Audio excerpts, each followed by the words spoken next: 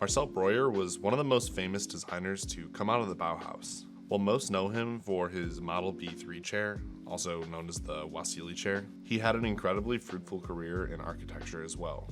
Being considered by many Bauhaus faculty as Walter Gropius' protege, it's no wonder he excelled in so many different disciplines. Marcel Breuer was born on May 21st, 1902 in Pecs, Hungary, a small town near the Danube River. I was unable to find too much information on his early childhood. I do know that he attended high school at Királyi Föreáliskola. I'm not even going to try to pronounce that, so I'll just let Google Translate do so. Soon after graduation, he began studying painting at the Academy of Fine Arts in Vienna, where he was offered a scholarship. Unfortunately, he really disliked the program and, as a result, quit within a few weeks to begin an apprenticeship with a Viennese architect.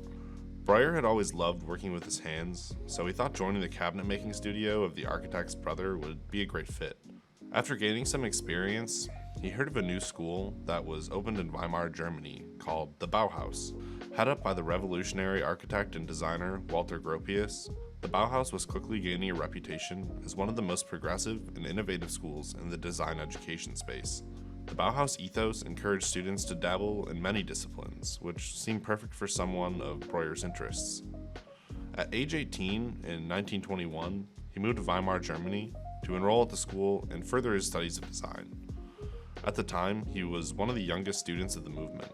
Soon after joining the school, Gropius came to recognize Breuer's talents, and within a year, he was promoted to lead the carpentry shop.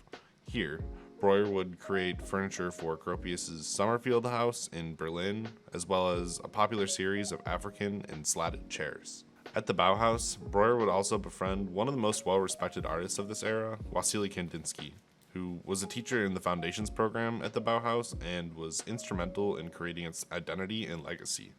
He also became close with the likes of Moholy Nagy, Paul Klee, and Joseph Elbers, who helped form this designer's eye in his early days.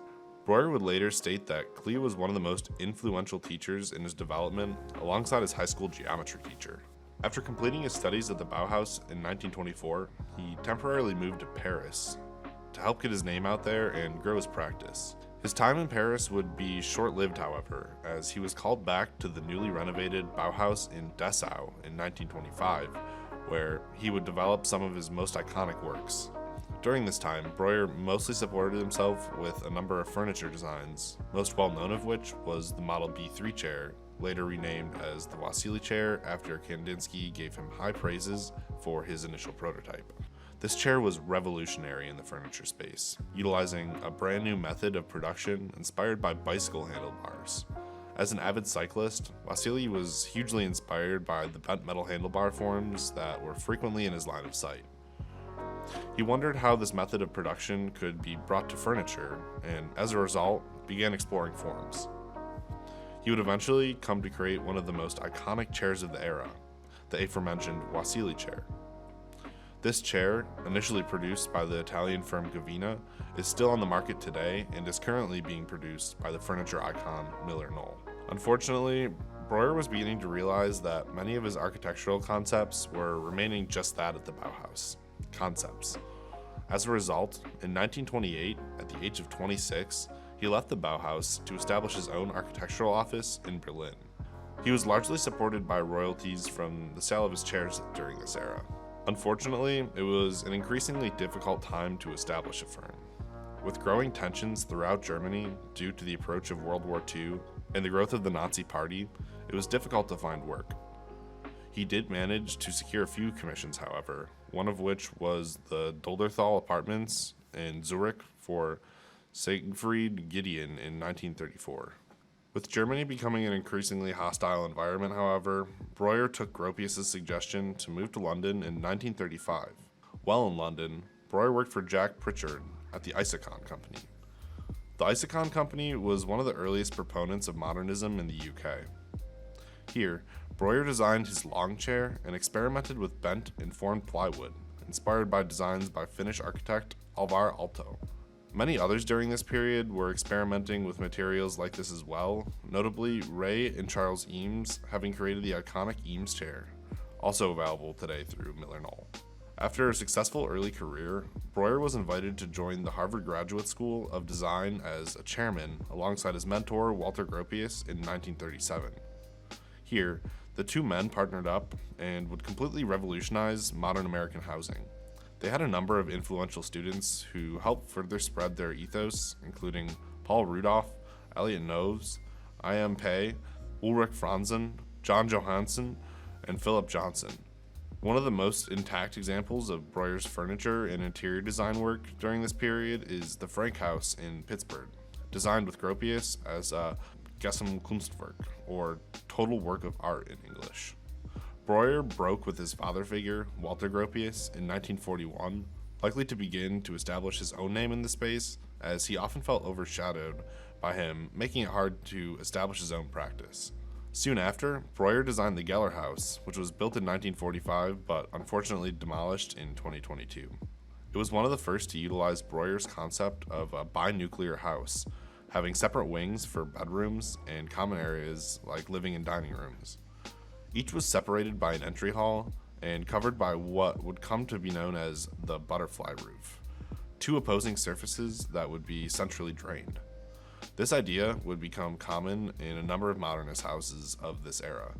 After marrying their at-the-time secretary, Constance Crocker Layton, and spending a few more years in Cambridge, Breuer moved to New York City to start a new career in 1946. Here, he came to establish a practice he would grow for the rest of his life alongside his chief draftsman, Harry Seidler. Breuer's time in New York yielded a number of iconic works, and is where he would gain a majority of his architectural clients after breaking free from Gropius's shadow. Soon after this move, Breuer built two houses for himself in New Canaan, Connecticut between the years of 1947 and 1952. In 1949, he set up a demonstration house in the MoMA Garden, which caused a flurry of interest in his work as an architect, as well as an appreciation written by Peter Blake, a prominent figure in the pop art movement. When the show was over, the house in the garden was dismantled and barged up the Hudson River to be reassembled on the Rockefeller property, Key Cute, in Pocantico Hills, New York. In 1948, Breuer created the Ariston Club in Mar del Plata, which would be his only work in Latin America. Following the success of these homes, Breuer got the chance to design some significant institutional buildings, including the UNESCO headquarters in Paris, France, which finished construction in 1955, and the monastic master plan church at St. John's Abbey in Minnesota. Surprisingly, it was Gropius who recommended Breuer for this job, even after their fallout, stating that the job required a younger architect to see it through. These commissions were a turning point in Breuer's career, moving from furniture design and small residential projects to much larger ones. Breuer was a progressive not just in terms of design, but socially as well, like many of his fellow Bauhaus associates. He came to employ the first African-American woman to be licensed as an architect in the US, Beverly Lorraine Green. She is credited as the draftsperson on a number of Breuer's projects, including the Grosse Pointe Public Library, which was constructed during the 1950s. Breuer saw through the construction of the Whitney Museum of American Art located in Manhattan's Upper East Side in 1966. The Whitney collection remained in this location from 1966 to 2014, after it moved to a new building designed by Renzo Piano at 99 Gavin Stort Street in the West Village Meatpacking District. This was another of Breuer's iconic works of the period, helping solidify him as a household name in the architectural space. In 1968, the construction of one of Breuer's more controversial buildings was completed. This was for the U.S. Department of Housing and Urban Development. While it received some initial praise, it would eventually come to be criticized by many. One critic, former Secretary of Housing and Urban Development Jack Kemp, once described the building as 10 floors of basement. Another former secretary, Sean Donovan, stated that the building itself is among the most reviled in all of Washington, and with good reason. Many critics have argued that Breuer's design is unoriginal and copies the UNESCO headquarters and IBM Research Center, which he designed several years earlier. While I've never stepped foot in the building, I can guess, based on the ratio of concrete to glass, that this may be true. The exterior form created, while beautiful, I can imagine lets in a disappointing amount of light. This project is in stark contrast to his mentor Gropius's work, which utilized dominantly glass exteriors to fill the space with natural light and bring the inhabitant closer to nature. Throughout his nearly 30-year architectural career, Breuer designed nearly 100 buildings, all in some way or another embodying the spirit of the Bauhaus. He was one of the most prolific spreaders of the movement. In 1968, Breuer was awarded the gold medal of the American Institute of Architects at their 100th annual convention in Portland, Oregon. The timing of this award was actually quite ironic, as it coincided with vast criticism of him as an architect. At the time, he was in the process of designing a multi-story office building that was planned to sit atop New York City's beloved Grand Central Terminal. If this project had gone through, Breuer's legacy could look much different to us today, due to how so many cherish the landmark that is Grand Central Terminal. While I personally probably wouldn't design something like Grand Central, I can absolutely appreciate its beauty and its spot in American history, and I totally understand why he received so much criticism for his decision to take part in this project. After costing Breuer many friends and supporters, the U.S. Supreme Court actually shut down the project and established the right of New York and other cities to protect their landmarks. Breuer would rarely acknowledge the influence of other architects' work on his own, but he certainly was inspired by his contemporaries, such as the use of rough, broad-form concrete from Le Corbusier. Additionally, his second New Canaan house seems to have directly descended from Mies' Barcelona pavilion. One could argue that the teachings of the Bauhaus movement, of which these designers had all been a part of, could lead them to similar architectural conclusions, however. This is a broader criticism of modernism as a whole, in my opinion, as many think its rigidity of the idea that form follows function leads designers to similar and often repetitive states. I personally don't buy into this idea, as the diversity in designs from this era are quite evident in my opinion, but I can understand the criticism.